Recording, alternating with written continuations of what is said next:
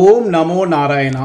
வைணவ திவ்ய தேசத்தில் இன்று நாம் காணவிருப்பது நாகை சவுந்தரராஜ பெருமாள் கோவில். 108 வைணவ திவ்ய தேசங்களில் நாகப்பட்டினம் மாவட்டத்தில் உள்ள நாகை சவுந்தரராஜ பெருமாள் 19வது திவ்ய தேசமாக போற்றப்படுகிறது. ஆதிசேஷன் தவம் புரிந்து திருமாலின் சயனமாக ஏற்றுக்கொள்ளப்பட்ட தலம். இதன் காரணமாக இவ்வூர் நாகன்பட்டினம் என்றாகி பின்னர் நாகப்பட்டினம் என்று மாறியதாக கூறப்படுகிறது.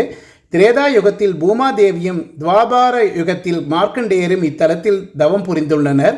திருமங்கை ஆழ்வார் பெரிய திருமொழியில் இத்தலத்தை மங்களாசாசனம் செய்துள்ளார். மூலவர் நீலமேக பெருமாள், உற்சவர் சவுந்தரராஜ பெருமாள், தாயார் சவுந்தரவல்லி என்கிற கஜலட்சுமி, தலவிருட்சம் மாமரம், தீர்த்தம் சார புஷ்கரிணி, பூஜை பஞ்சாத்திர ஆகமம், சௌந்தர்ய விமானம். உத்தானபாத மகாராஜனின் குமாரனான துருவன் நாரத மகரிஷி மூலம் நாகப்பட்டினத்தின் பெருமைகளை உணர்கிறான்.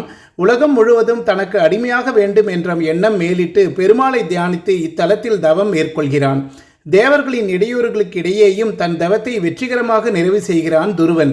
கருட வாகனத்தில் எழுந்தருளியுள்ள பெருமாள் துருவனுக்கு காட்சி கொடுத்தார். பெருமாளின் பேரழகை கண்டதும் சௌந்தர்யம் கேட்க வேண்டிய வரத்தை மறந்த துருவன் உலகத்திலேயே இறைவன் அழகை காண்பதே உண்மையான சுகம் என்று உணர்கிறான். அந்த அழகை எப்போதும் தரிசிக்கும் பாக்கியம் தனக்கு கிடைக்க வேண்டும் என்று பெருமாளிடம் வேண்டுகிறான். பெருமாளும் இத்தலத்திலேயே கோவில் கொண்டார். பேரழகு கொண்ட பெருமாளாக காட்சி கொடுத்ததால் சவுந்தரராஜ பெருமாள் என்று அழைக்கப்படுகிறார். பெருமாளின் அழகில் மயங்கிய திருமங்கை ஆழ்வார் 9 பாடல்களை பாடிவிட்டு தனது 10வது பாடலில் தான் இத்தலத்தின் பெயரையே குறிப்பிடுகிறார். நாகர் தலைவன் ஆதிசேஷன் இத்தலத்தில் சார புஷ்கரிணி என்று தீர்த்தம் உண்டாக்கி அதன் கரையில் அமர்ந்து பெருமாளை நோக்கி தவம் இருந்தார். பெருமாளும் ஆதிசேஷனின் தவத்தில் மகிழ்ந்து அவரை தனது படுக்கையாக ஏற்றுக்கொள்வதாக அருள் புரிந்தார். அதன் காரணமாகவே இத்தலம் நாகப்பட்டினம் என்று பெயர் பெற்றது. ஆதிசேஷன் உருவாக்கிய சார புஷ்கரணியில் நீராடி சுவாமி தரிசனம் செய்தால் சூரிய மண்டலத்தை அடையலாம் என்பது ஐதீகம். கண்டன் சுகண்டன் என்று 2 சகோதரர்கள் நிறைய கொடுஞ்செயல்களை புரிந்து வந்தனர். ஒரு நாள் அவர்கள் சார புஷ்கரணியில் நீராடியதால் செய்த பாவங்கள் நீங்க பெற்றதாக கூறப்படுகிறது. இவரது சிலைகள் இக்கோவில் பெருமாள் சன்னதியில் வைக்கப்பட்டுள்ளன. ராஜகோபுரத்தை கடந்து உள்ளே செல்லும் போது பலிபீடமும் கொடிமரத்தருகே கருடாழ்வார் சன்னதியும் உள்ளது. கருவறையில் மூலவர் சவுந்தரராஜ பெருமாள் கிழக்கு பார்த்து நின்ற கோலத்தில் அருள்பாலிக்கிறார்.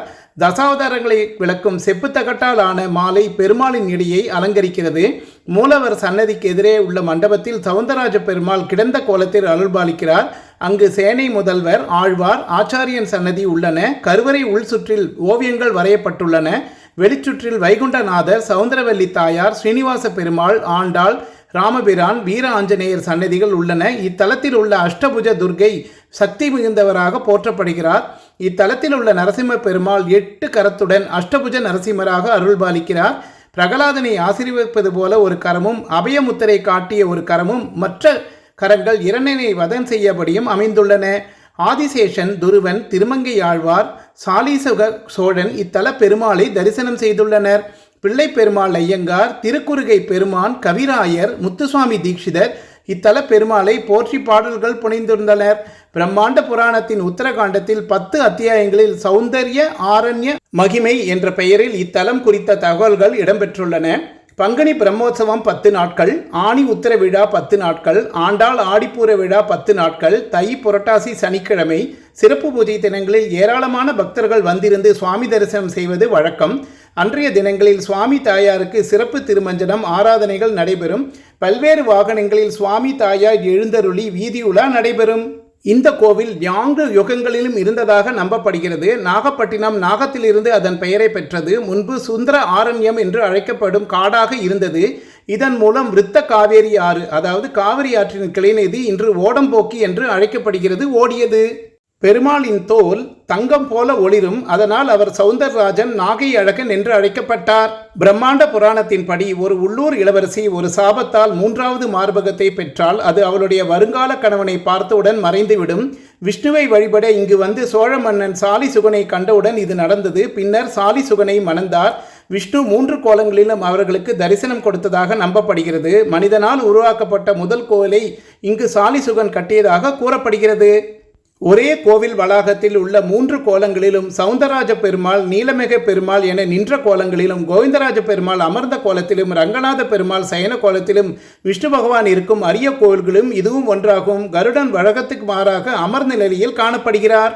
பெருமாள் தாயார் திருக்கல்யாணம் நடைபெறும் பங்கினி உத்தர திருவிழாவும் கோவிலின் ஆண்டு விழாக்களில் அடங்கும். ஓம் நமோ நாராயணா. நன்றி, வணக்கம்.